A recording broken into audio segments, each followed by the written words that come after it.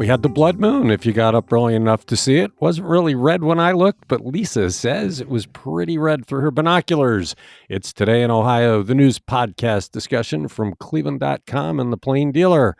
I'm Chris Quinn. I am here with Lisa Garvin, as well as Layla Atassi and Laura Johnston.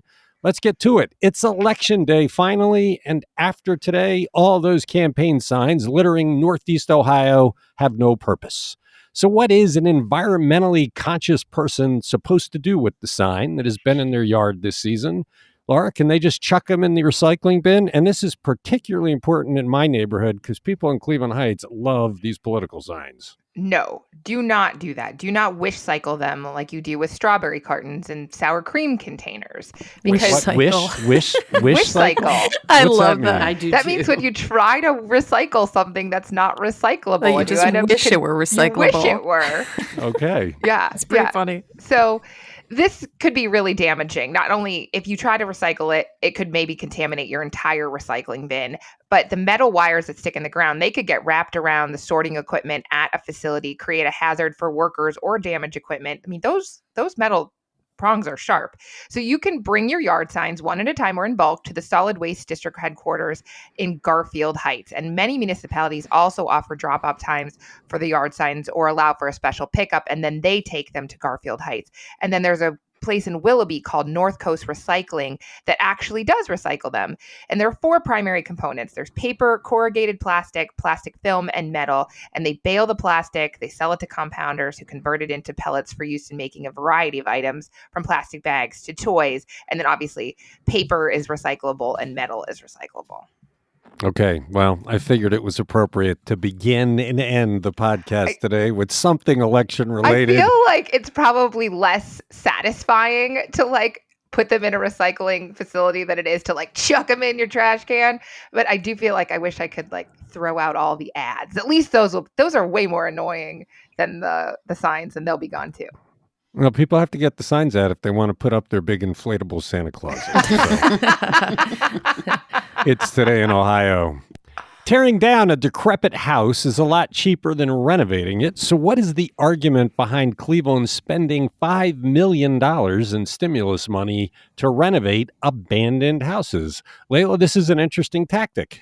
Yeah, this is part of Mayor Justin Bibb's Housing for All initiative. He's proposed creating a $5 million loan pool for renovating vacant and abandoned houses. This would be a revolving loan fund to initially restore 100 properties. So that's an average of about $50,000 per home. But, as you said, Chris, the cost of restoring a decrepit home is far more than demolition, which is about $10,000 per property. So our Stimulus Watch reporter, Lucas DePrilli, explored that question of whether these renos are worth it. And the answer, it seems, is that it really depends on where the house is and how many other blighted properties are around it. Frank Ford, senior policy advisor at Western Reserve Land Conservancy, and he's one of our go-to housing gurus, told Lucas that if a property is the only vacant house on the street, restoring it benefits everyone because perhaps that one house was suppressing everybody else's home values. On the other hand, renovating a house on a street where there are multiple vacant properties might be unwise because those other blighted houses will undermine your investment. In that case, demo is probably the best course. So Ford told Lucas that after the Great Recession, he preferred demo to deal with the scourge of abandoned houses because it was an overwhelming problem at that time. There were 15,000 of them in the city, but now that number is closer to 5,000. So Ford likes a mixed approach that includes rehab where it makes sense. Well, and it's also got to be based on the condition. I mean, a lot of these old houses have good old bones. They were built with fir timber when that was old growth timber. But if it's rotted, if you have to replace pretty much the whole substructure, I can't imagine that that's worthwhile. They must have some sort of grading system they use to determine whether a house is worth saving. Well, I would assume that the market will bear this out too, don't you think? I mean, anyone who's applying for one of these loans has to have some sense of whether the house that they're targeting is worth the effort. So I think that, individuals who are getting involved in this program are gonna know what they're doing, hopefully. Well, if you can save them, you should save them. I have an old house, and I can tell you the stuff that they built it with doesn't compare to what they build them with today. So if you can keep it going, they can last for centuries, whereas I'm not sure a modern house can. Interesting use of the money. It sounds like there's a bit of a debate about it, but it seems like it's a wise move But to I put have a some money question, toward it. though. So would these be going to owner-occupied homes? Or would it Well, be? they're not occupied. They're abandoned. They're abandoned. Okay, that's true. Yeah. Yeah, so I guess it would be someone who'd be maybe looking to occupy the home or looking to flip it or something like that. But yeah, so. Yeah. Somebody But that's gonna put the interestingly, time I in. was having similar conversation of like similar debate with Lucas a few weeks back when Justin Bibb's lead abatement program was before City Council for approval, because in that case they're putting a chunk of ARPA money toward abating the worst lead laden properties, but lead abatement is expensive too, especially if you're going to do it right so that the problem never recurs at a house. But some Cleveland homes aren't even worth the cost of abating the lead. And so, we were having this very similar discussion as this one about what's worth it. Okay. You're listening to Today in Ohio. If you have ever used Cuyahoga County's increasingly antiquated system for looking up deeds and mortgages online, you know how clunky it was. And it's been replaced. Lisa, what's the story? Yeah, it's called the Official Record Search website. Cuyahoga County is the first in Ohio to use this system called GovOS. It's a digital record system, and this is a pilot program for possible expansion. So the county's real estate services administrator, Brian O'Malley, says that now mortgages, deeds, leases, and etc., dating back to July of 1810 are now online and searchable. Also, title companies, title attorneys, and other people can file their documents online starting December 1st, and he promises that document processing will be much faster. And, they'll also be bypassing a third party by doing these online. This will also work with the current My Place property search website. They'll be working together. The current system is 20 years old. It was custom built, and the vendor that built it has gone out of business. So O'Malley was worried if they had a failure, they would have to start from scratch anyway. So this new site is cuyahoga.oh.publicsearch.us. It has built-in cloud security. Records are encrypted to discourage hackers and ransomware. So yeah, 1810, that's quite a feat to go back that far. Well, I'm a records nerd. So when I first moved here, nothing was online. I had to go down to the county building and search through deeds, and I got it back to when my house was built, but not before. When the system went online, it was god awful. I mean, you'd have to do all sorts of stuff, and then getting to the document was painful, and it would gum up your computer. So, in preparation for this discussion, I went on yesterday to see how easy it was to use, and oh my gosh, it's like so simple. I was able to track the land that my house is on back through, I think, 5 more owners to when it was just a meadow, and figure out the whole history of it in no time. It took me literally minutes. So anybody that's searching for the history of their house, Laura Johnston did that great story about a year ago about the history of her house before her renovation project pretty much put her into a cave. And now anybody can go and search the history of their house really easily. It's such an upgrade from what they had. You're listening to Today in Ohio. Ohio Attorney General Dave Yost has filed suit against a second dollar store chain. Which one is it, and what does Yost say it did? And should we take note that he did this on the very eve of Election Day when he's on the ballot for re-election? Laura. And it really was the eve. I mean, it was like 5 o'clock when this news release came out, but he filed a lawsuit against Family Dollar. This is claiming that the Virginia-based company charged prices at checkout that were higher than advertised on store shelves, which is very similar to what he alleged last week with a similar suit against Dollar General. These are both in Butler County too, which I found interesting. So this lawsuit asks that Family Dollar repay all customers hurt by the company's bait advertising and impose a civil penalty of $25,000 for each infraction. That's a lot of money if we're talking about a lot of infractions. And he wants to issue a permanent injunction preventing Family Dollar from putting deceptively low prices on store signs. And Family Dollar is owned by Dollar Tree. They bought it in 2015. And apparently when they did this, they issued a press release saying they were targeting lower and middle income households throughout urban and rural locations. So it's pretty clear what they're trying to do. And I mean, I'm all for charging the prices that you think you're going to be paying, which is a little more complicated apparently at Family Dollar than the Dollar Tree, where everything is $1.25. Why isn't it $1? Because they raised prices this year. So why isn't it called the $1.25 tree? I just don't think it's as catchy, maybe. So you're right. This press release, you and I were talking on the phone when this thing rolled across, and it was, I think, after 5 o'clock. So is this just Yost trying to get into the consciousness one last time before people go to the polls today? I don't know. I saw his ad last night while I was watching Jeopardy with the kids, and he didn't mention it in that. So it hasn't been part of his campaign literature that I've seen. But he is going after dollar stores. I feel like, we've talked a lot about how Cleveland City Council was really anti-dollar store.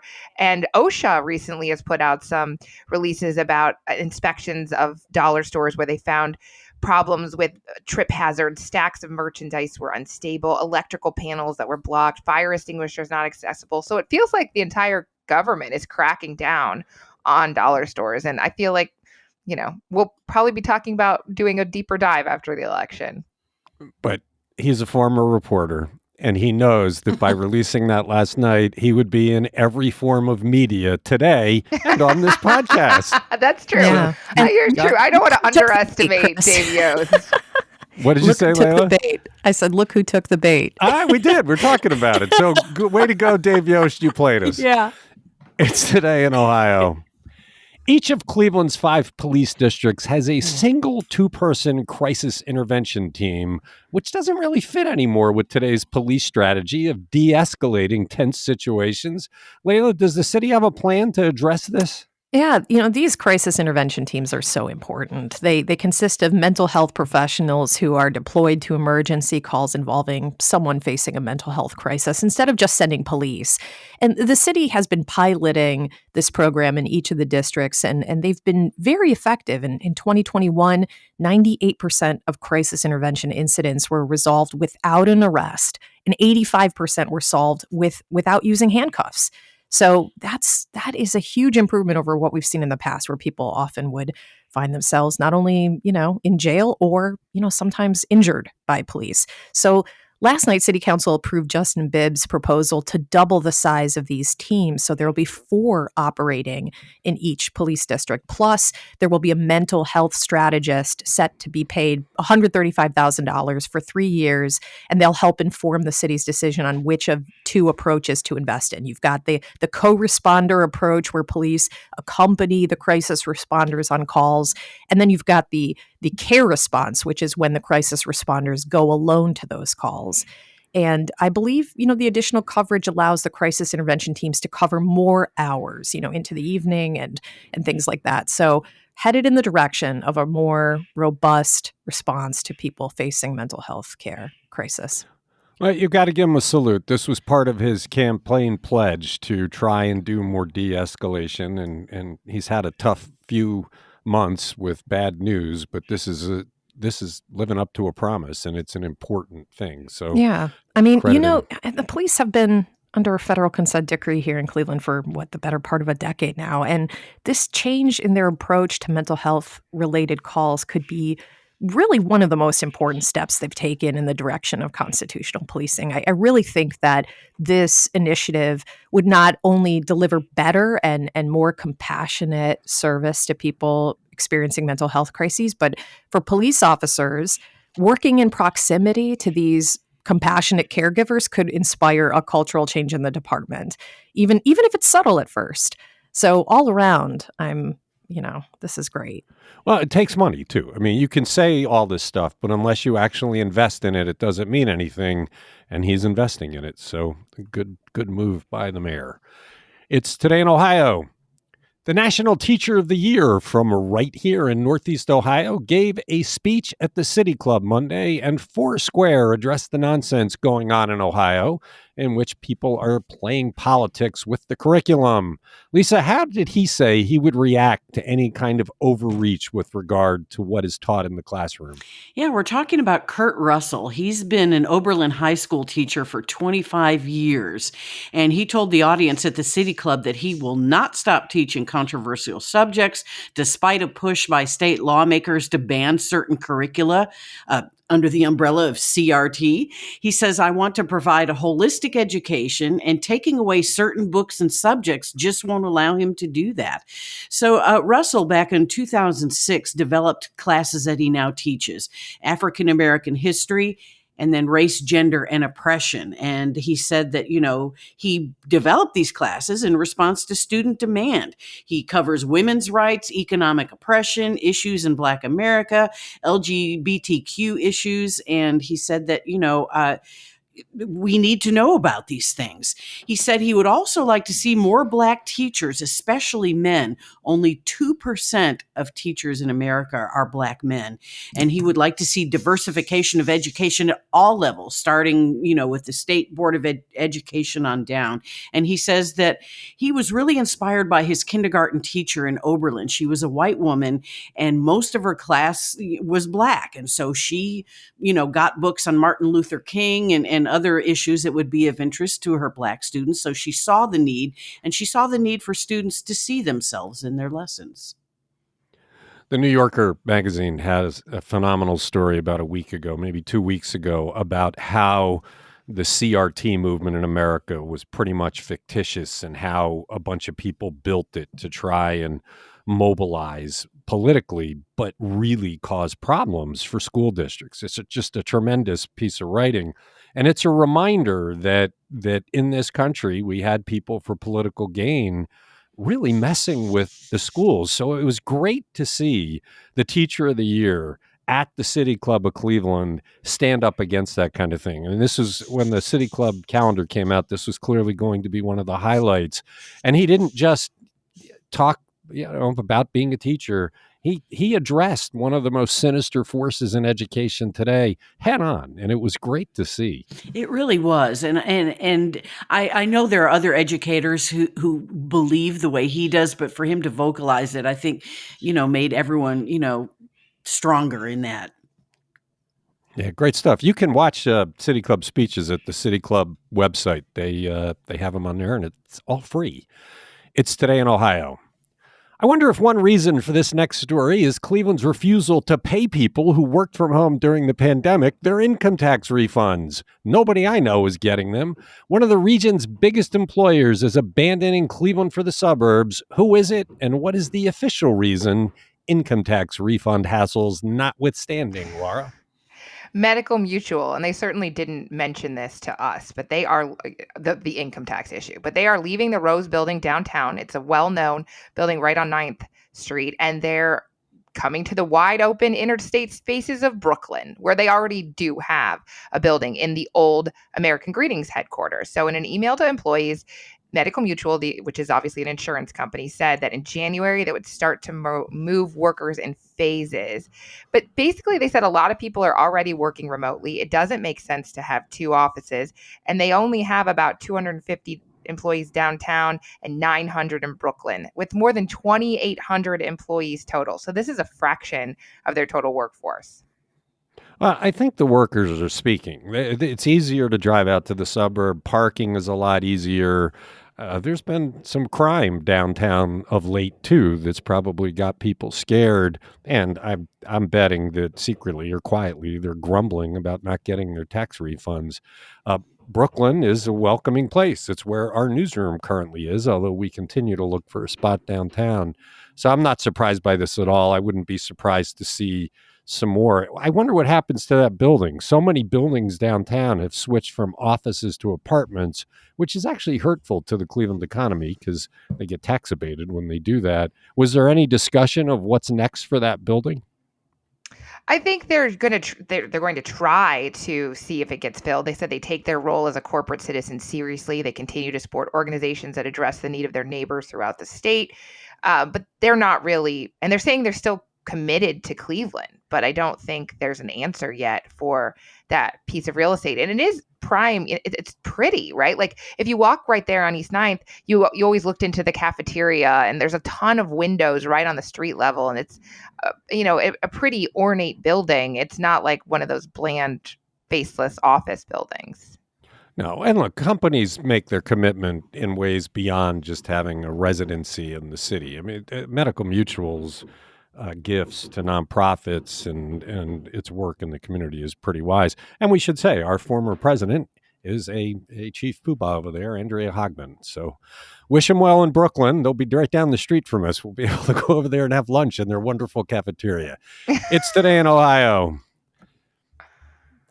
Cuyahoga County is projected to see more than 600 overdose deaths by the end of the year, with fentanyl continuing to be the leading cause. Layla, what's going on? Why isn't this epidemic stopping? I know. The numbers are just staggering. Reporter Olivia Mitchell tells us that we're headed for another year of more than 600 drug overdose deaths, and fentanyl is really leading those numbers. Last year, we had 668.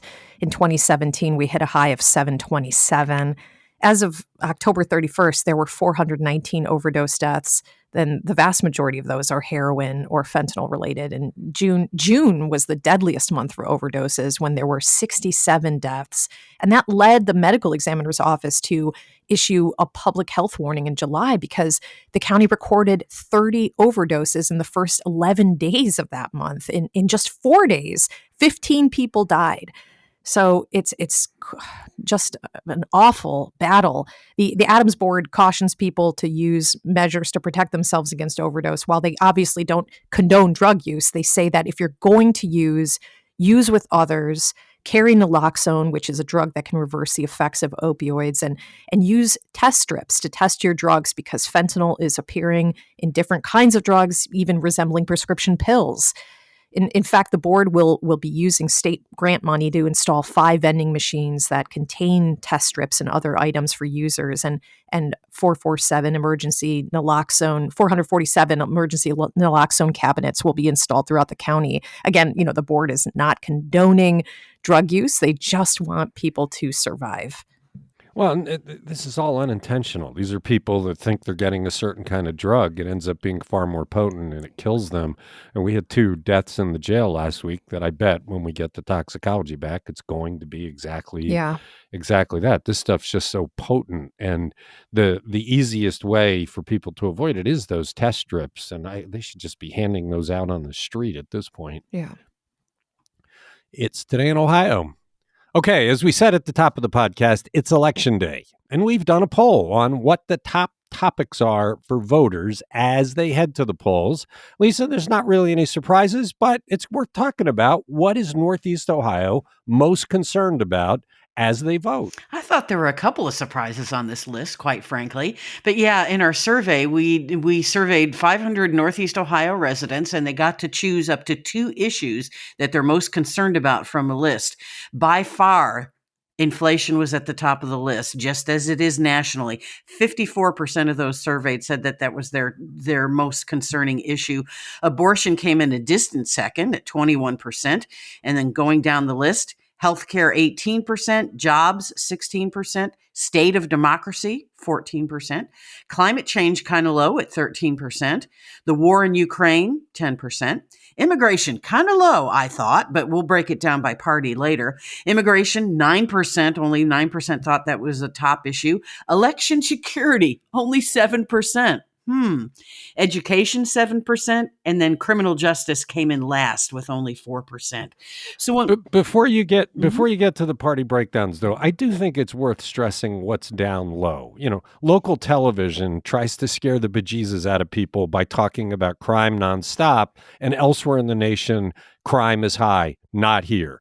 Education. We talked earlier about the whole CRT effort to sow distrust of schools and teachers. We did a previous survey specifically about that. People in Northeast Ohio aren't worried about education. And election security was a bit of a surprise because there's so much effort being made by Fox News and Tucker Carlson and others to undermine faith in the election system. in Northeast Ohio, it's not working. Yeah, which is kind of, encouraging, if you ask me. So as we break it down by political party, we'll look at inflation again. There's a huge gap here. 72% of Republicans surveyed said that inflation is their top issue.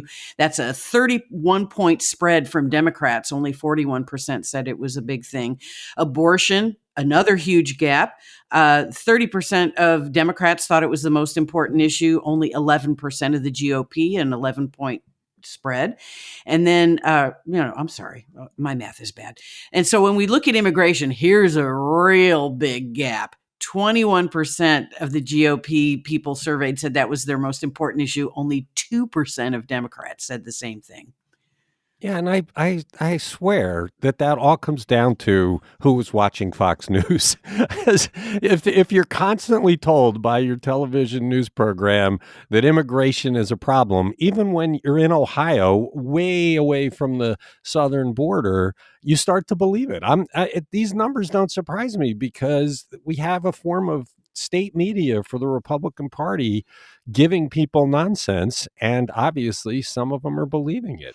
And I wonder if our distance from the southern border might have something to do with those lower, immigration numbers, but I don't know. Look, if you live in Ohio, immigration is not a concern. That's just silly that it's talked about as it is. Whereas inflation, I think lots of people are worried about how that's gotten out of control for the first time in 40 years. But the party differences, I wonder if you compared this to party differences before Fox News existed, whether that gap would be a lot smaller. I don't know how you combat that. It used to be that you couldn't do what Fox News does. You had to be balanced, and they just peddle falsehoods to people, and obviously some people believe it. I still get notes from people arguing that CRT is a problem in our schools, that the election was stolen, and I'm just a fool who can't see the evidence. They try to quote that ridiculous phony documentary 2000 Mules, which is constantly talked about on Fox News. But that gap, has it ever been bigger in America than it is now between the two parties and what they fear? Yeah. Do we know if the respondents were equally divided between Democrats and Republicans? I don't know. They wait for it, though. I mean, we work with Baldwin Wallace and Tom Sutton, and Lauren Copeland are really good about making sure that it's scientifically balanced. So what do you think these results mean for the election? I mean, given that, the number one issue is inflation, do you think that, and we thought, everyone's been talking about how abortion is going to bring a lot of people out to vote, but it seems to be a distant second. Do you think that this signals a red wave in Ohio? I don't know that people just automatically think if inflation's a problem, Republicans will fix it. And whereas I know with abortion, if people feel strongly about abortion rights, they know that the Republicans are not going to fix it. I have no idea. It's impossible to predict. No polls are useful. And I mean, Lee Weingart believes he's going to win the county executive's race. I would have thought that would be impossible, but he's convinced he's going to win. Who knows? Anybody predicting in the Senate race? Anybody want to go on the record in the podcast and predict? Ryan by 5 points. Oof. Wow. I can't predict. I have no clue. I just don't have any clue what's going to happen. All right. That's it for Today in Ohio. A short one. Thanks, Lisa. Thanks, Layla. Thanks, Laura. Come back tomorrow. We will be talking about the results of the election. It'll probably be an all-election episode.